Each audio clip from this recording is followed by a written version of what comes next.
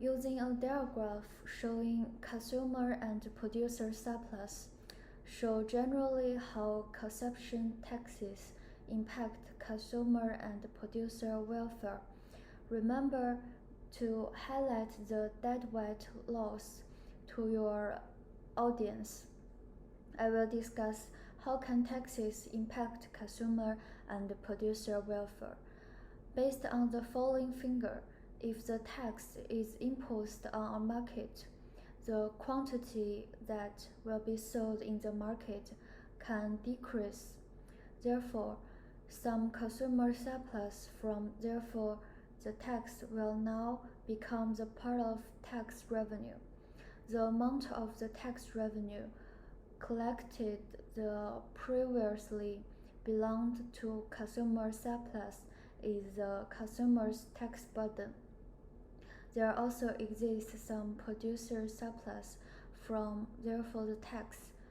This will become part of the tax revenue. It can be seen from the following figure that the amount of the tax revenue collected that previously belonged to the producer surplus is the producer's tax burden. You can also find this deadweight loss through this figure. 2. Using a demand and supply diagram, explain what a tax on imports would look like. Explain the difference between the deadweight loss in question 1 and question 2. It can be seen from the following demand and supply diagram concerning what a tax in imports would look like. A tariff is a type of tax levied by a country on imported goods at the border.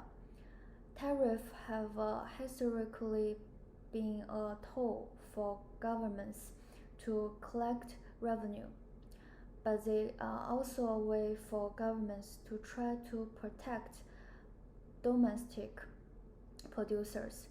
As a protectionist tool, a tariff increases the price of imports.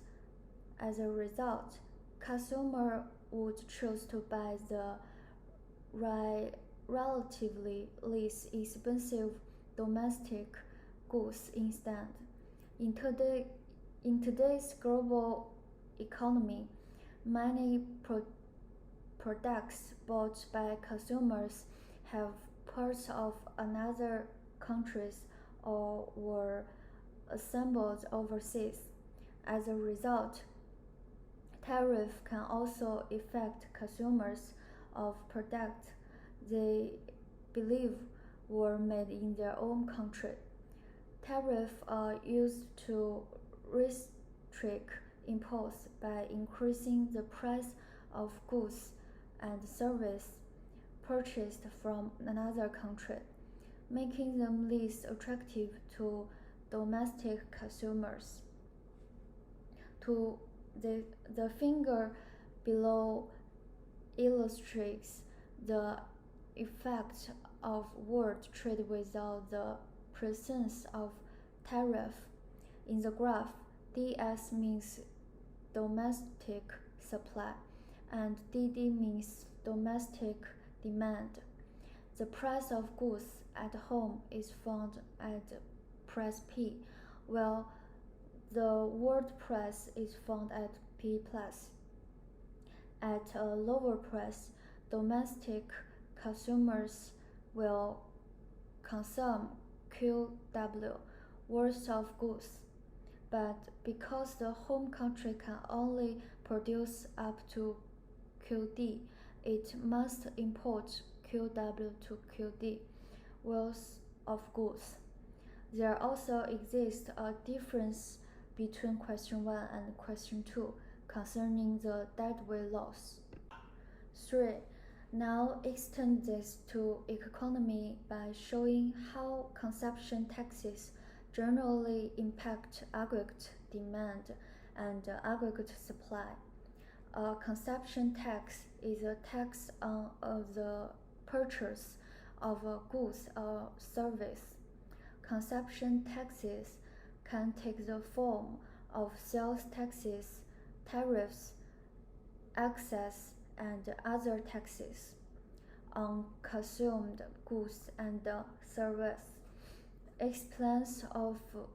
Examples of consumption taxes include retail sales taxes, IREX taxes, value-added taxes, use taxes, taxes on gross business receipts, and import duties. These taxes are borne by consumers who pay a higher retail price for the goods or service, while when consumption taxes are introduced, the ID curve shifts to the left. The shift indicates a decrease in aggregate demand at each price level. As a result, the equilibrium level of output and price in economy decrease. 4. Using an AD to AS model, can you answer whether a tax that improves people's health would have any potential long-term benefits for economy? The following figure can vividly illustrate how can a tax improve people's health. Health taxes can be a revenue booster over the short and medium term. Importantly, health taxation is also more inclusive and pro-growth than alternative sources of revenue. Based on one article, the sugar tax can be helpful for improving population health as well as reducing health care costs. Besides, direct revenue can be brought to the government in the long term. 5. Finally, briefly discuss how you could use an empirical econometric model to assess the health economic growth consequences of fat tax. There exist several differences between the theoretical model and the empirical model, which intend to verify the quantitative prediction of theoretical models, as well as converting these predictions quantitative outcomes. For instance, a theoretical model of an agent consumption behavior would generally suggest a positive relationship between expenditure and income. The empirical adaptation of the theoretical model would attempt to assign a numerical value to the average amount expenditure increase when income increase. In order to better analyze fat tax, it is necessary to collect data from the National Statistical Office and more detailed information about family expenditure. Data about population health, like the obesity rate, should also be collected. It should be assumed that the fat tax will be